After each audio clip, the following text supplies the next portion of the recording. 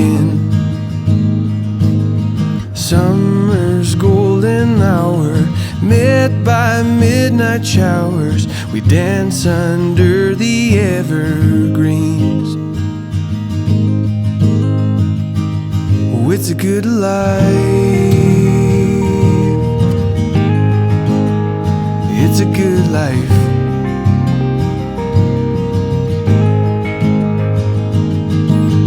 See the morning glory with coffee that you pour me, endless reasons to believe. We are here on purpose, and underneath the surface we're a part of a bigger story.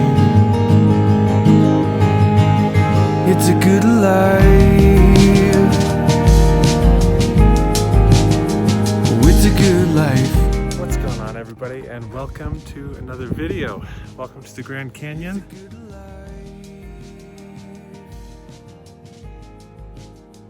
It's a good life. Managed to hit the road nice and early yesterday. Hit the road about 4:30, made it around to the Four Corners area where Grace's aunt lives, and then hit the road early again this morning about 5 and made it to the Grand Canyon.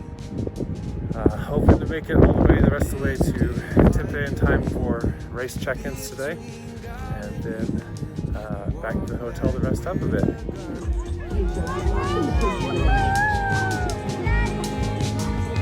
It's a good life. It's a good life.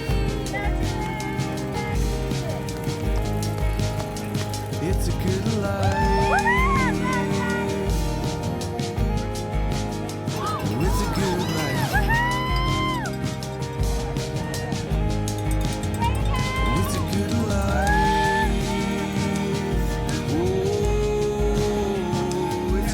life.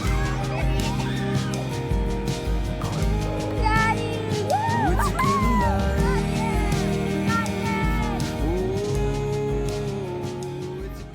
What's going on, guys? Welcome back.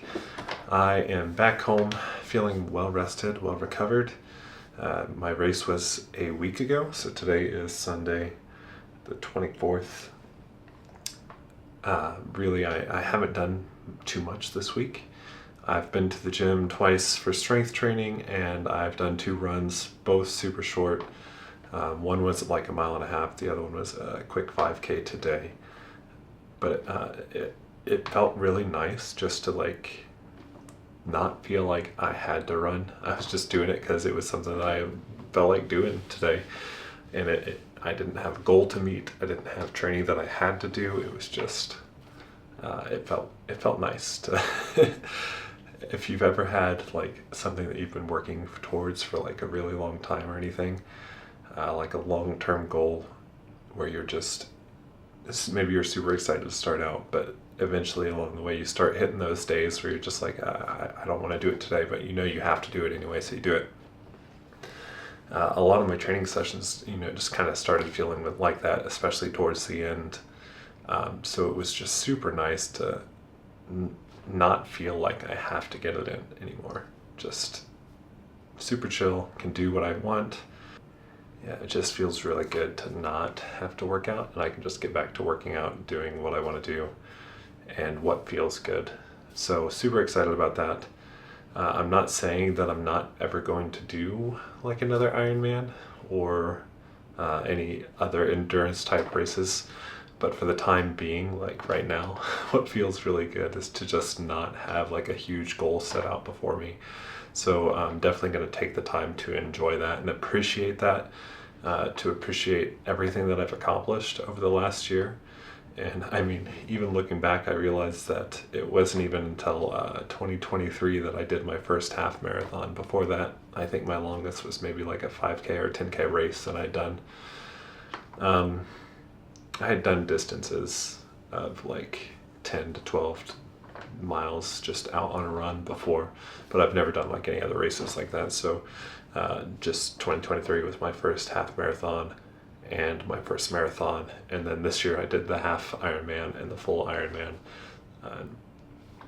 And so just looking back at all that work that I've put in over the last couple of years towards the endurance training, I just feel really accomplished. I feel really glad that I pushed myself and I did those things.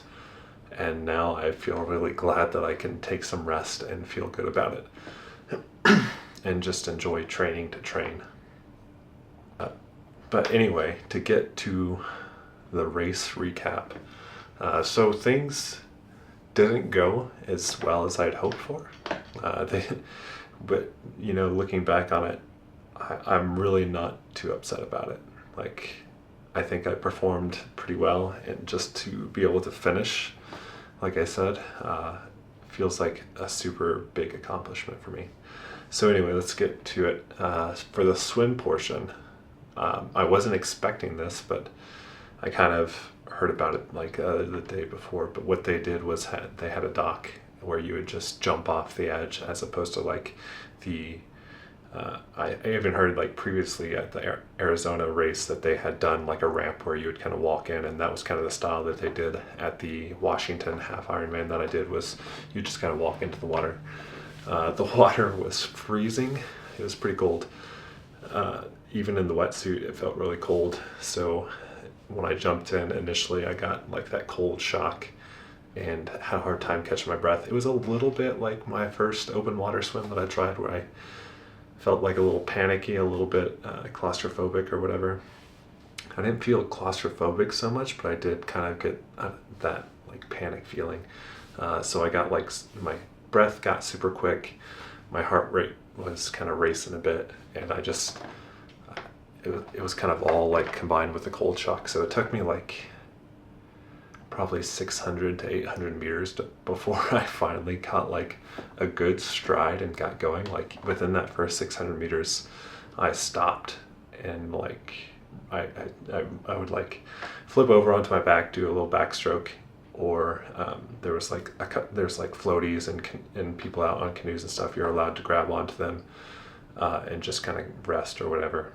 So I stopped like twice, and then flipped over to backstroke a couple times within that first 800 yards or 800 meters.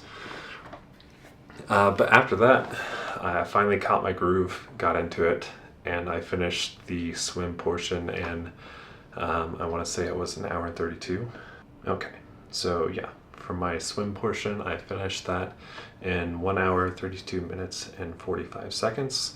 And that is a 2.4 mile swim, which came out to an average pace of 2:24 per 100 meters. So definitely a lot slower than I anticipated. Usually, like on a slow, steady day, I'm right around like 1:55 to 2 now for my 100 yards. And so, yeah, a little bit slower than I expected to be. But it is what it is. Once I got into my groove, things felt pretty good. And then from there, they had a full transition tent, so you could change and everything. So once I heard that they were going to do that, I knew the water was going to be really cold and it was going to be kind of chilly in the morning at the start of the bike. So what I opted to do was do a full change. So under my wetsuit, I just wore a swimsuit, and then when I got into that tent, I changed into my tri-suit. That way I had a dry suit to start off on the bike. So the transition time definitely took a little longer, but I think it was worth it to have that dry tri-suit after the swim. And then for the bike portion, things were feeling super great on the first lap. I was averaging around a little faster than 20 miles per hour, which is pretty solid for me. And then on the turnaround of lap 2, a pretty gnarly headwind kicked in and definitely slowed me down quite a bit. So by the end of the bike race, my average pace was 18.2 miles per hour. So again, slower than I anticipated. It was definitely a struggle going into that headwind, because it was headwind for about like half. It was a 3-lap course, and so like half of each lap was going straight into the wind. So it was definitely pretty brutal. It definitely slowed me down, and helped with the fatigue setting in there as well. So the combination of the wind and just getting fatigued over time slowed me down quite a bit more than what I was hoping for. I finished the bike in 6 hours and 9 minutes, and that also included like about halfway they give you what's called like a little necessities bag or whatever. You can pack ahead of time and put some stuff in there. So I threw in like a protein shake and like a Cliff Bar and things. I really wanted to get some solid food, so a Cliff Bar was pretty easy. So I stopped for a quick minute or two, used the restroom, had those snacks, and then got back to it. Yeah, and that bike session is 112 miles. So my longest ride ever. I think the longest one I did in training was about 100 miles on the trainer. So 112 miles, 6 hours, 9 minutes. And then the transition from bike to run was 10 minutes. I know I have a couple of toes that are like prone to blister. So what I did was change socks, and I had pre-cut some moleskin to wrap around a couple of my toes that I know are usually giving me trouble on the longer runs. So I did that. Took time to do that so that I wouldn't have to deal with that during the run. And honestly, I didn't have any issues with like painful feet during the run, which was great. In fact, the only issue that I had during the run was just, the run was also a 3-lap. Each one was a little over 8 miles. The only issue I had with the run is by the time I had gotten onto like towards the end of my second one, I was just so sick of gels, and like my stomach was feeling it. Each time I tried to eat something, I just felt like I was going to be sick, so I stopped eating, stopped using gels, and just forced myself to like drink water and like the electrolytes that they offered at all the aid stations. So I made sure to stop still at each one. And they also had like bananas and oranges and grapes and stuff like that. And so I'd grab those as opposed to gels because I was getting tired of those. But even then, like the end of the second lap and the whole third lap, I was just done. Like my stomach couldn't take anymore. And so that was the only issue that I had in the run. Like my legs were feeling pretty decent. I was just getting sick, and I was just super fatigued. So overall, so the run portion, I finished the run in 4 hours, 12 minutes, and 52 seconds, which it's not too bad. I've only done one marathon before, and it was, I want to say it was about 3 hours and 52 minutes. I'd hoped to do better. I think if I were to just go out and do a marathon at this point, I would do quite a bit better. Granted, as long as I didn't get like any injury, as long as I didn't deal with any injuries or anything on the course, I think I could do quite a bit better than that. But it was a long day, fatigued, started feeling that sickness setting in. I'm happy with how I performed. I wish I could have done better, but I'm happy with it. So that puts the total time at 12 hours, 25 minutes, and 21 seconds. So not a terrible finish. Not a terrible finish at all for my first Ironman. Like I said, I'm super happy that I got through it. It felt super rewarding to cross that finish line. I had a lot of emotion going on, just feeling super like excited to be done with the race, excited that I had finished it. All that like past 11 months of training leading up to this were finally like wrapping up. I was done with it. Like it just felt really good to jog through that finish line. And yeah, I would probably do it again sometime, but I'm not planning my next one, I guess is what I could say. So maybe someday I'll get into it again. I feel like if I did do another full Ironman though, I would want to try to get like a tri bike that kind of keeps that, tries to keep your legs a little bit more fresher due to the position that you can get into. And bikes are expensive. So I don't know what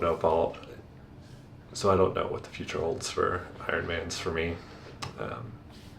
Looking back at, the last 11 months, all the work that I put in, it's just super gratifying to finally finish that race and actually cross the finish line and know that I accomplished it, that I pushed through to the end and finished despite, just feeling crazy fatigued and tired. That's 12 and a half hours straight of cardio, just nonstop, cramming gels and as much electrolytes as I could. My wife took a picture of my back at the end, and you can just see like all these little salt. Just my whole back was just covered in salt from all the sweat and sodium that had poured out of me during the race. Just crazy fatigued. It's quite the race, quite the challenge. If you ever really want like a super difficult challenge, like to push yourself physically and see if what you're really capable of, like a full Ironman, it's a great way to go. In the end, the time is just about me trying to do the best that I can. I'm not out to like try to beat other people or try to prove to somebody else. I'm just trying to prove to myself that I can accomplish these difficult things.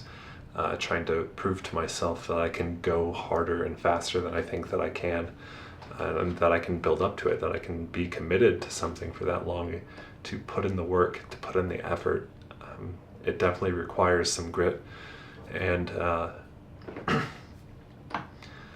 it's just really fulfilling to be able to prove to yourself that you can do something like that. And then lastly, I just want to say thanks. If you've been following this series, if you've been rooting me on through like comments, messages, I really appreciate it. It means a lot to me.